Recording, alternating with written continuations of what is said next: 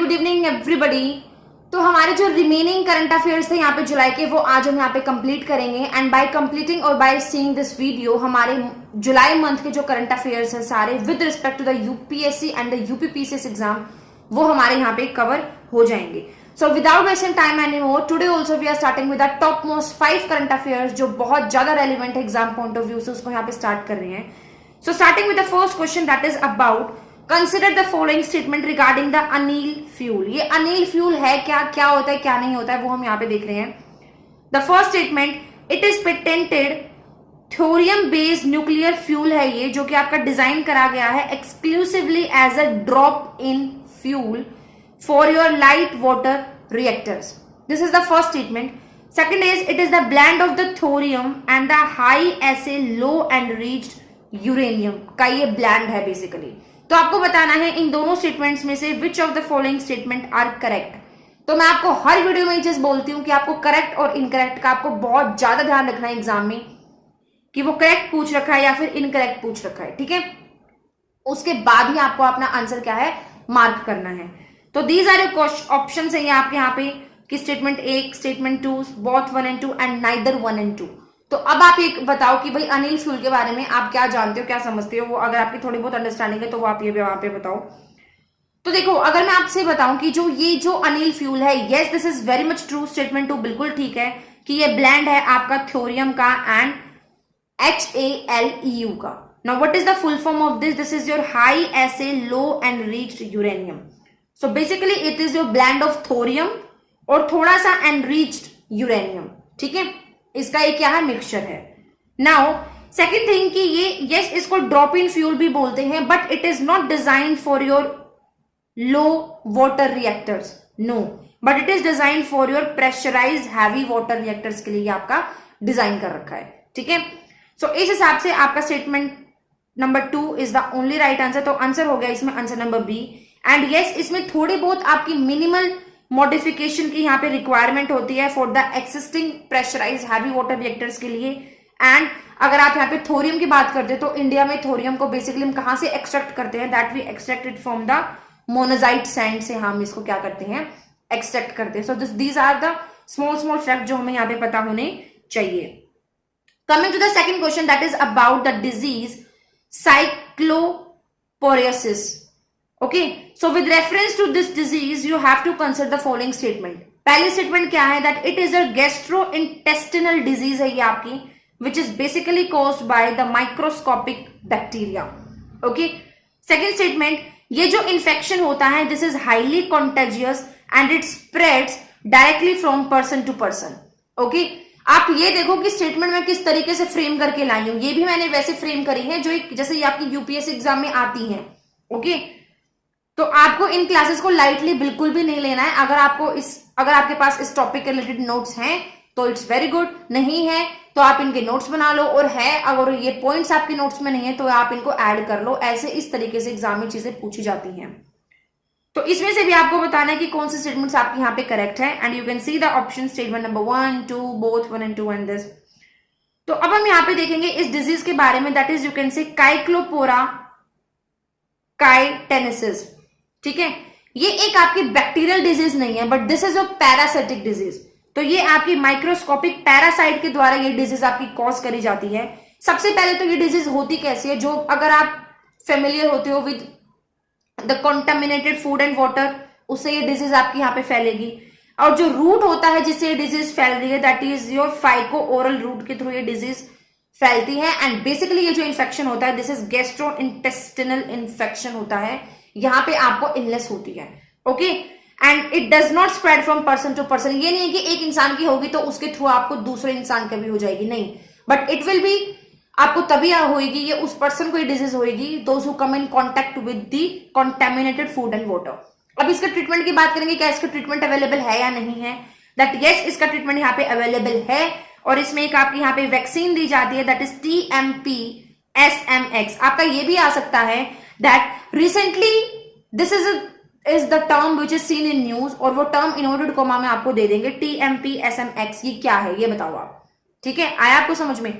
तो ये एक आपकी वैक्सीन है जिसके फुल फॉर्म आपकी यहाँ पे है, इसको ये बोला जाता है, और ये 7 से 8 दिनों तक आपका ट्रीटमेंट यहाँ पे चलता है। तो basically you can say that इस डिजीज का आपका ट्रीटमेंट है, और ये बैक्टीरियल डिजीज नहीं है, दिस इज पैरासाइटिक डिजीज। ये बहुत इंपॉर्टेंट चीज यहाँ पे बताई गई है, ठीक है।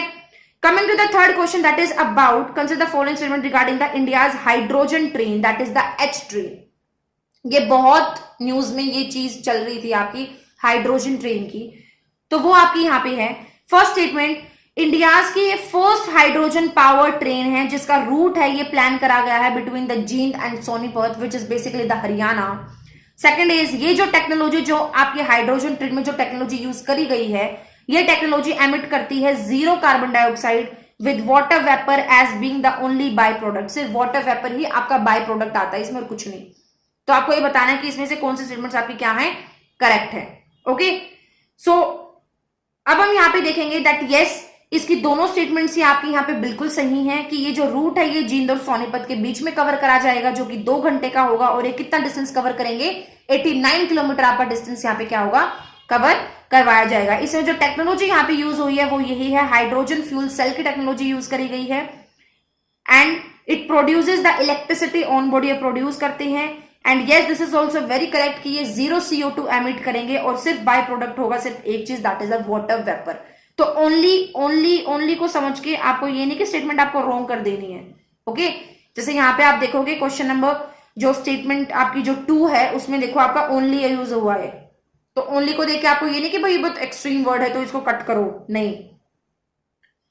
और अगर आप ग्लोबल कंटेक्स्ट इसका देखोगे तो वर्ल्ड की सबसे पहली आपकी हाइड्रोजन ट्रेन वो कौन सी थी, दैट इज कोराडिया लिमिट। ये आपका लिमिट है, okay, this is your Coradia limit, जो कि जर्मनी में आपकी स्टार्ट करी गई थी 2018 में। और जो टेक्नोलॉजी है आपकी, वो टेक्नोलॉजी कहां पे इंट्रोड्यूस करी गई थी सबसे पहले, दैट इज एल्स्टॉम फ्रांस में।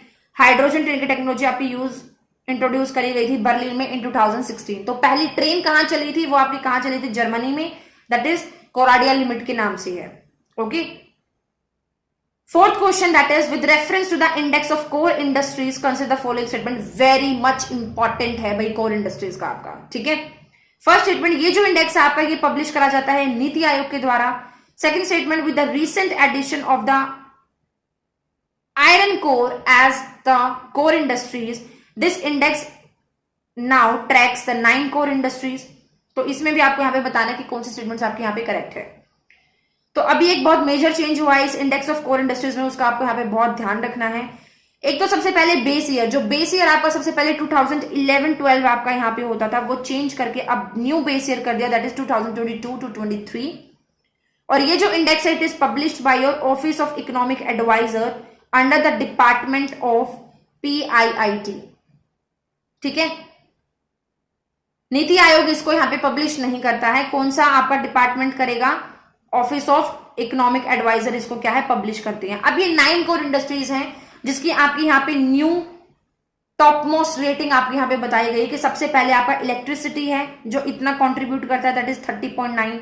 सेकंड नंबर पे आपकी रिफाइनरी प्रोडक्ट वाली इंडस्ट्री है, थर्ड पे स्टील, फोर्थ पे क्रूड ऑयल, फिफ्थ पे कोल, और सिक्स्थ जो कि आपकी न्यूली एडेड कोर इंडस्ट्री है that is iron ore, then cement, then natural gas and then your fertiliser. Very much important है, इनका जो सीक्वेंस है वो आपको यहाँ पे ध्यान रखना है, ठीक है।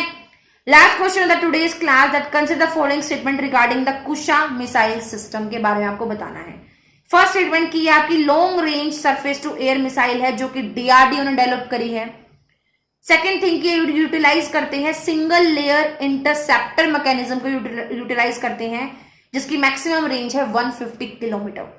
अब इसमें भी आपको बताने की कौन से स्टेटमेंट्स आपके यहाँ पे क्या है, करेक्ट है।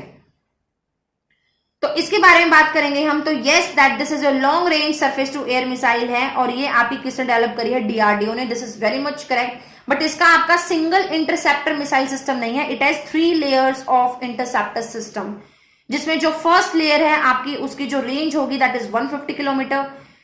सेकंड इंटरसेप्टर जो लेयर है दैट इज उसकी रेंज है 250 किलोमीटर, फर्स्ट की आपकी 150 है, एंड थर्ड लेवल की आपकी 350 से लेके 400 किलोमीटर तक इसकी क्या है, रेंज है। ओके, ये कॉम्प्रिहेंसिव आपका long range air defence system है which has the capability of shielding against the multiple threat vectors at the various distances. तो आई होप ये चीज आपको यहाँ पे समझ में आई होगी। अब देखो, अब आप कहीं से भी करंट अफेयर यहाँ पे कवर कर रहे हो तो आप इस सीरीज से कंटिन्यू कर सकते हो फॉर योर रिविजन पर्पस, एक तरीके से क्वेश्चन फॉर्मेट में। ओके, ये आपके लिए बहुत बेनिफिशियल रहेगा, इससे आपकी रिविजन हो जाएगी, आप अच्छे से एक्टिव रिकॉलिंग कर पाओगे एंड यस आपको पता लग जाएगा कि किस तरीके से एग्जाम में क्वेश्चंस आते हैं और आपका जो प्रेजेंस ऑफ माइंड जो आपके यहाँ पे बनेगी वो इनको रिवाइज करके आपकी क्या है पकड़ क्वेश्चंस पे अच्छी हो जाएगी, उस एक टॉपिक पे आपकी अच्छी पकड़ हो जाएगी।